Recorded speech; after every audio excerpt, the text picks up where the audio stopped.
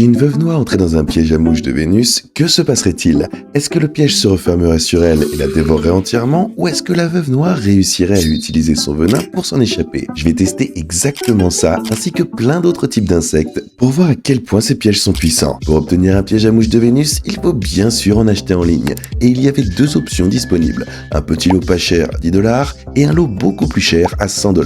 C'est parfait, je pense que je vais acheter les deux, comme ça je pourrai comparer les pièges bon marché et les pièges haut de gamme pour voir lesquels sont les plus efficaces pour attraper des insectes. Bref, je les ai commandés et heureusement, quelques jours plus tard, j'ai reçu les pièges dans ma boîte aux lettres.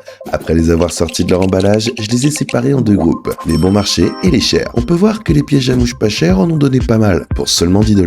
Ils avaient l'air plutôt en bonne santé, grands, avec cette couleur verte et rouge caractéristique, sympa. Par contre, du côté des pièges chers, on voit tout de suite que c'est différent. Ils étaient même pas emballés et ils avaient un aspect beaucoup plus naturel, avec de la mousse tout autour de la terre. La plus grande différence entre ceux-là, c'est qu'ils sont entièrement rouges, genre littéralement de la couleur d'une pomme. J'avais jamais vu des plantes carnivores comme ça, mais à part ça, ils ressemblent beaucoup aux autres. Et j'espère que l'un d'eux arrivera à piéger une veuve noire. Mais avant de tester la veuve noire, on va aussi tester d'autres insectes, en commençant par une mouche. Heureusement, je suis un gars chelou qui aime les insectes et j'ai un petit récipient rempli de mouches. Enfin, elles sont peut-être presque toutes mortes, mais je pense qu'il y en a des vivantes encore. Alors d'abord, on va placer les plantes dans leur chambre de test et on va commencer par les pièges pas chers à 10 $. Sans perdre de temps, j'ai mis une mouche à l'intérieur et j'ai lancé un minuteur de 30 minutes. Si elle se fait attraper avant la fin, j'en rajouterai d'autres ensuite.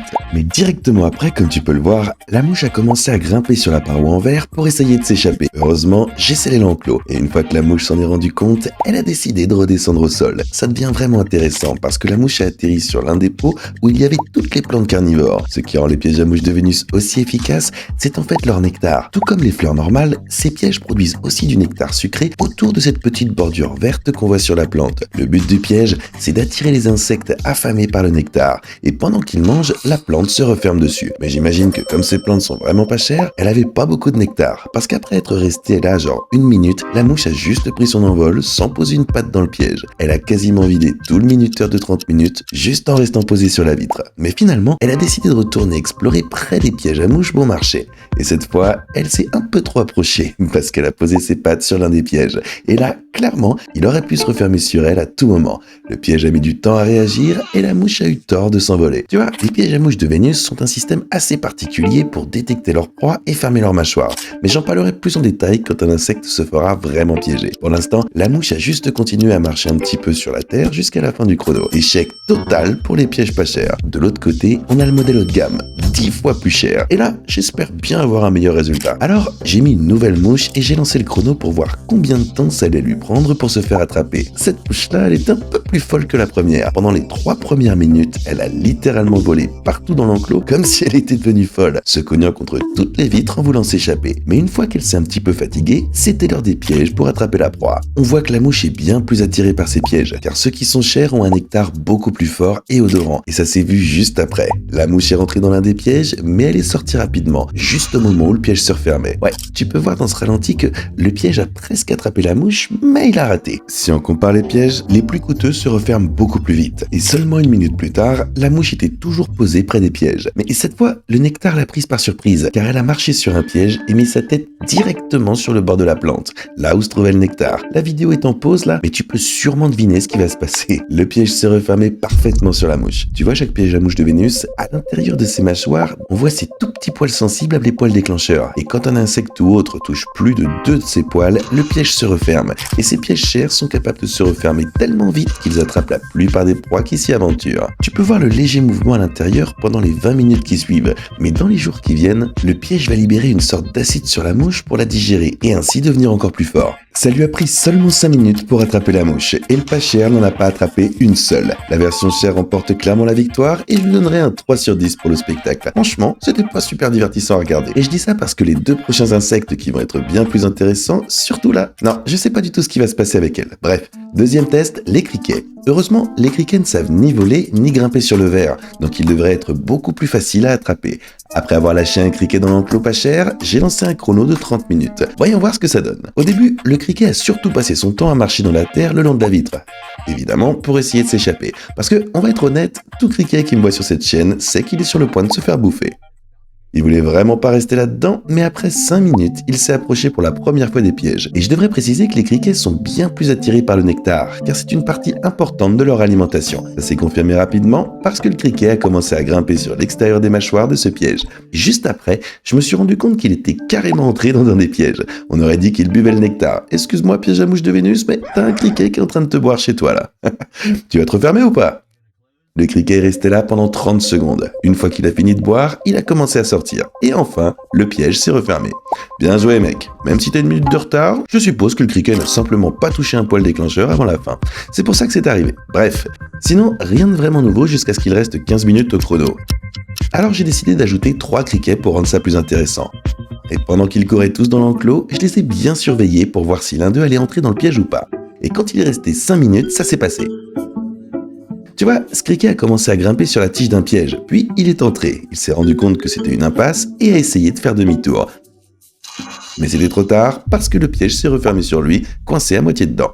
Donc j'ai littéralement fait un timelapse de ce criquet pour voir s'il allait réussir à s'échapper ou pas. Et pendant que je filmais ça, un autre criquet en dessous est aussi entré dans les pièges. Lui aussi s'est retrouvé avec la moitié du corps coincé dedans. Heureusement, ce criquet a réussi à utiliser un peu de ce qui l'entourait pour se défaire du piège. Par contre, je sais pas si l'autre va pouvoir faire pareil puisqu'il est suspendu en l'air et n'a rien à quoi s'accrocher. Du coup, je vais vous laisser là-dessus. Désolé mon gars, bonne chance. Bref, ça conclut le chrono. Et je dirais que c'est une réussite à moitié pour les plantes pas chères cette fois, mais oh là là, je suis super excité de faire ça avec des pièges chers. Je voulais pas perdre de temps, alors j'ai mis un criquet dedans. Et cette fois-ci, le criquet s'est directement dirigé vers les pièges en quelques secondes à peine. Il jouait clairement avec sa vie parce qu'il passait en marchant entre les plantes comme ça, échappant de justesse à la vitesse de ses pièges à mouches de Vénus super rapides et coûteux. Puis, seulement quelques minutes plus tard, le criquet est à nouveau entré dans un piège. Cette fois, il a réussi à éviter tous les poils déclencheurs. Il a mis sa bouche sur la lèvre de la plante pour boire le nectar. Mais dès qu'il a commencé à bouger, il n'a pas eu de chance parce que le piège s'est refermé parfaitement sur lui. Il n'a fallu que 7 minutes au piège cher pour capturer complètement ce criquet. Donc encore une fois, la victoire revient au piège cher. Et je pense que je vais leur mettre un 6 sur 10 pour le côté divertissement parce que pour le coup, beaucoup plus de pièges se sont refermés. Vous savez déjà ce que ça signifie. C'est l'heure de la veuve noire. Ouais, il est temps de tester les veuves noires maintenant. J'ai jamais vraiment vu une veuve noire marcher dans ma région, mais je suppose qu'il n'y en a pas trop dans mon état. Donc la seule façon d'en avoir une, c'était de sortir l'ordinateur portable, de trouver un site qui en vendait. J'ai fini par trouver une bonne annonce sur ce site, alors j'en ai acheté quelques-unes. Le lendemain, elles ont été livrées chez moi, et comme vous pouvez le voir, j'en ai acheté pas mal. Comme vous le voyez sûrement, elles sont super flippantes. Elles ont cette couleur noire brillante caractéristique, un abdomen énorme, et bien sûr, elles ont ces sabliers rouges sur le dos et l'abdomen. Et ça pour vous signaler qu'elles sont extrêmement venimeuses.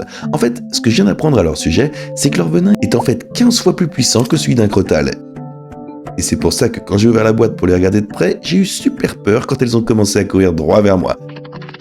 Mec, cette veuve noire vient juste de s'enfuir d'ici. Elle a descendu le côté de la table en utilisant sa toile, puis elle s'est mise à courir partout sur le sol. T'inquiète, je l'ai récupérée avec une boîte que j'avais qui traînait. Mais j'ai quand même pas mal peur des veuves noires. Bref, j'ai mis l'une d'elles dans l'enclos des pièges bon marché, puis j'ai lancé un minuteur à 30 minutes. Ça va devenir intéressant. Voyons ce qui va se passer. Dès le début, la veuve noire s'est dirigée vers les pièges. Maintenant, les veuves noires sont beaucoup plus lentes que les criquets ou les mouches. Donc si elle met une patte dans un piège, il y a de fortes chances qu'elle se fasse attraper. Et même si rien ne s'est passé pendant les premières minutes, au bout d'un moment, l'araignée a commencé à marcher sur le dessus de certains pièges. On peut voir que les veuves noires sont très méticuleuses dans leurs mouvements et elles plaçaient ses pattes avec énormément de précautions pour ne pas marcher à l'intérieur. Mais malgré ça, elle jouait un jeu dangereux, car il suffisait d'un mauvais pas et... Bref. Environ 15 minutes plus tard, j'ai remarqué que l'araignée avait commencé à tisser un petit peu de soie. Peut-être qu'elle prévoyait de construire sa toile ici, mais malheureusement, elle n'en aura jamais eu l'occasion parce qu'elle a pris le mauvais chemin et a marché directement dans un piège de Diane. Et le piège s'est refermé presque parfaitement sur elle. Cependant, quelques pattes dépassaient encore et honnêtement, ça me semblait pas très bon pour la veuve noire. Et à part quelques spasmes de pattes, on dirait que l'araignée n'a pas survécu face au piège à mouche de Vénus. Et si vous avez trouvé ça cool, alors il faut vraiment que vous voyiez les Dionnées haut de gamme. Parce que juste après avoir mis la veuve noire dedans, elle a littéralement marché envers un piège. Et en moins de 30 secondes après le début du minuteur, elle a mis une patte à l'intérieur. Elle s'est un peu trop penchée sur le piège qui s'est refermé instantanément.